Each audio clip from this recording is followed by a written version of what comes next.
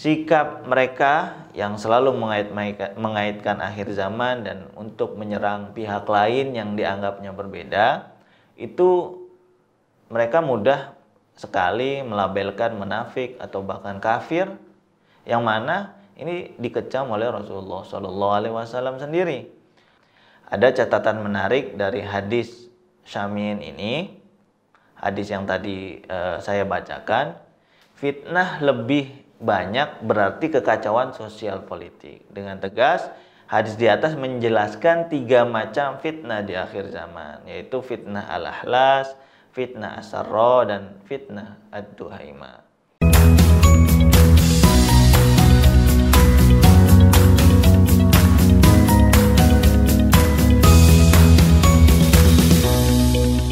Assalamualaikum warahmatullahi wabarakatuh. Apa kabar sahabat Bincang Syariah? Semoga Anda dirahmati oleh Allah Subhanahu wa Ta'ala. Topik akhir zaman selalu menjadi pembahasan menarik bagi umat muslim di Indonesia. Biasanya topik akhir zaman ini dijadikan sebagai motif kecurigaan dan membenci pada kelompok lain yang berbeda pandangan, baik pandangan agama maupun politik. Di antara topik yang diangkat oleh sebagian ustadz itu adalah pembahasan mengenai kemunculan Dajjal. Menurut mereka, kemunculan Dajjal itu ditandai dengan misalnya terbelahnya umat Nabi Muhammad ke dalam 2 golongan, yaitu golongan mukmin dan golongan munafik atau kafir. Kata mereka, golongan munafik akan menjadi pengikut dan pendukung Dajjal. Dengan sangat fasih, mereka mengutip kata-kata yang konon sebagai sabda Rasulullah SAW. Manusia akan terbagi ke dalam 2 golongan atau fustotoin. Golongan iman tanpa kemunafikan di dalamnya, fustot imanin la nifaqa fihi, dan golongan munafik tanpa iman di dalamnya, yaitu fustot nifaq la imana fi. Benarkah umat Nabi Muhammad akan terbelah menjadi mukmin, munafik, lalu golongan yang munafik akan menjadi pendukung Dajjal? Bagaimana kita memahami hadis mengenai manusia akan terbagi menjadi 2 fustot atau 2 golongan? Pertama, redaksi lengkap hadis tersebut seperti yang diriwayatkan dari Abdullah bin Umar. Qala kunna qu'udan indan Nabi sallallahu alaihi wasallam fa dzakara al-fitan fa aktsara hatta dzakara fitnatal ahlas. Fa qala qail wa ma fitnatul ahlas? Qala hiya harabun wa harabun thumma fitnatus sarra dakhanuha min tahti qadami rajulun min ahli baiti yaz'um annahu minni wa laysa minni innama awliyai al-muttaqun thumma yastalihun nas ala rajulin ka warakin ala dila'in thumma fitnatud duhaima la tada ahadan min hadhil ummah illa latamathu latamah fa idza qila inqadat tamadat yusbihur rajul fiha mu'minan wa yumsi kafiran hatta yasiran nas ila fustatain. Fustat iman la nifaqa fihi wa fustat nifaq la imana fihi. Fa idza kana dzalik fantaziru ad-dajjal min yaumihi aw min ghadihi.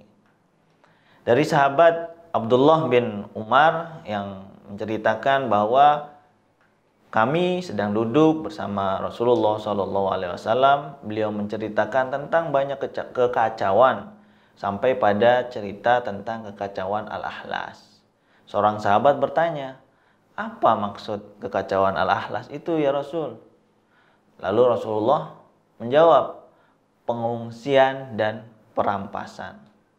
Lalu fitnah kebencian yang sumbernya dari laki-laki dari keluargaku, kata Rasulullah, yang mengira dirinya dari golonganku padahal bukan. Kekasihku hanya orang-orang yang biasa menahan diri dan bisa menahan diri. Lalu orang-orang mengangkat seorang pemimpin yang tidak layak. Lalu ada kekacauan Duhaima yang tak meninggalkan seorang pun kecuali akan ditampar oleh kekacauan tersebut. Ketika dikatakan kekacauan itu telah selesai, sebenarnya kekacauan itu masih terjadi. Seorang laki-laki mukmin pada pagi hari tetapi menjadi seorang kafir ya di sore hari, sampai umat manusia menjadi dua golongan. Golongan iman tanpa ada kemunafikan sama sekali, dan golongan orang munafik tanpa ada keimanan di dalamnya. Ketika tanda-tanda itu terjadi, tunggulah Dajjal pada hari itu atau esok harinya. Nah, hadis ini terdapat dalam beberapa kitab hadis, yaitu kitab Al-Fitan, kitab Musnad Ahmad bin Hanbal, Sunan Abi Daud, Musnad Asy-Syamiyyin, Al-Mustadrak, Hilyatil Auliya, dan Syarhus Sunnah. Semua kitab tersebut meriwayatkan dari Ala bin Utbah, dari Umar bin Hani Al-Ansi, dari Abdullah bin Umar. Para ulama pada umumnya menilai sahih. Al-Hakim, Az-Zahabi, Ahmad Syakir, dan Al-Albani mengatakan itu sahih. Sedangkan Abu Nuaim memberikan catatan bahwa hadis tersebut tergolong gharib atau aneh. Syu'aib Al-Arnaud menilai hadis ini tidak sahih, bahkan cenderung palsu atau maudhu.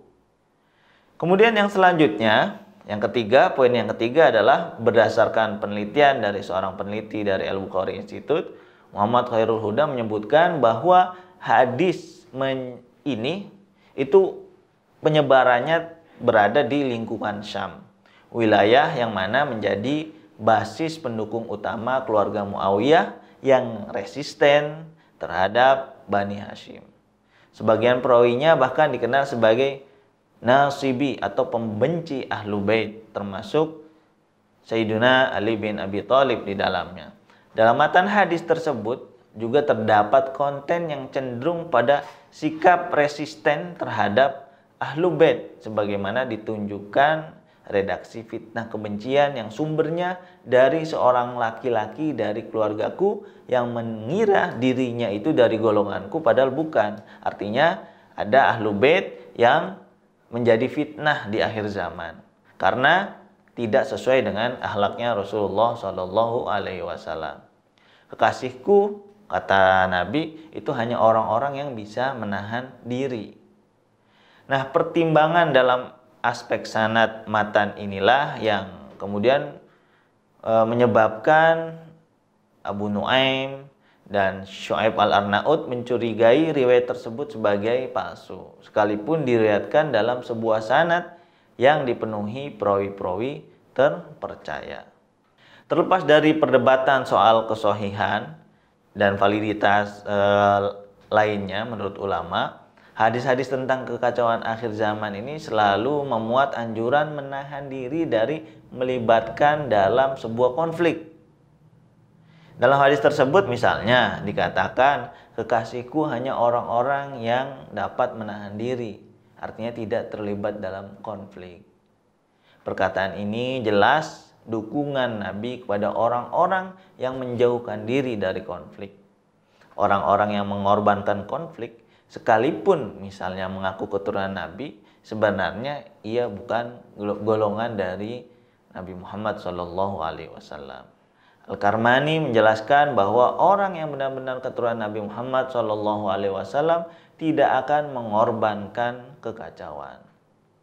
Syekh Al-Azim Abadi mengutip Imam Ardibili yang mengatakan bahwa standar kebenaran pada masa kekacauan adalah orang-orang yang bertakwa, yang dapat menahan diri sekalipun tidak ada hubungan darah dengan Nabi Muhammad SAW, serta tidak dianggap benar seorang yang menyebar kekacauan sekalipun dia memiliki hubungan nasab dengan Rasulullah SAW.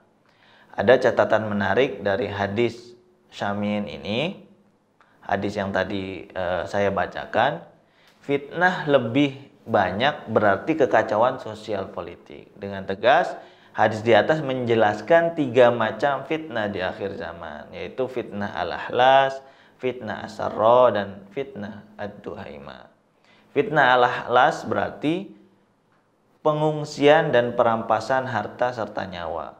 Fitnah as-sarra punya 3 pengertian, yaitu kekacauan karena perebutan sumber kekayaan duniawi, kekacauan yang membuat senang musuh, atau kekacauan karena kebencian dan sakit hati.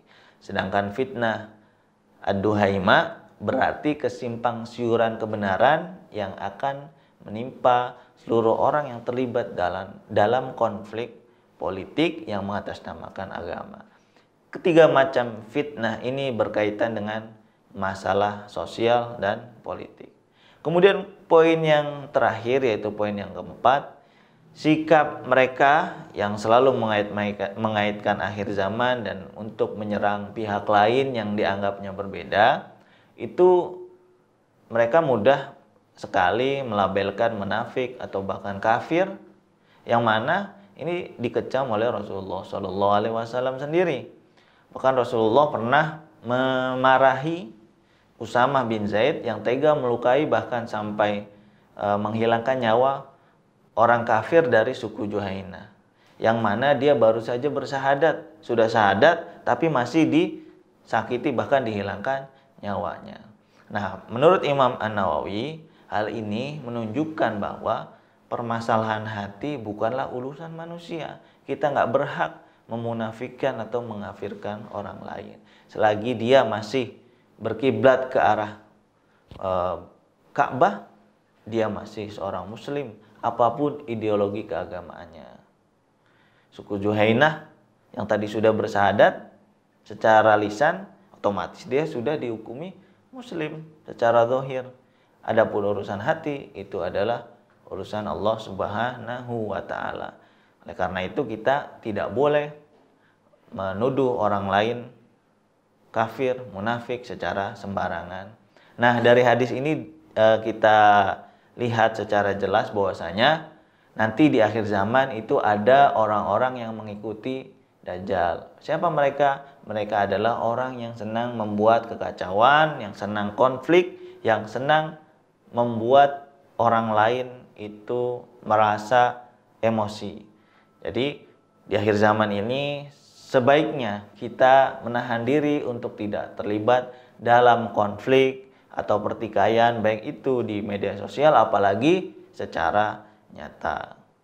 Sekian dari saya, semoga bermanfaat. Wassalamualaikum warahmatullahi wabarakatuh.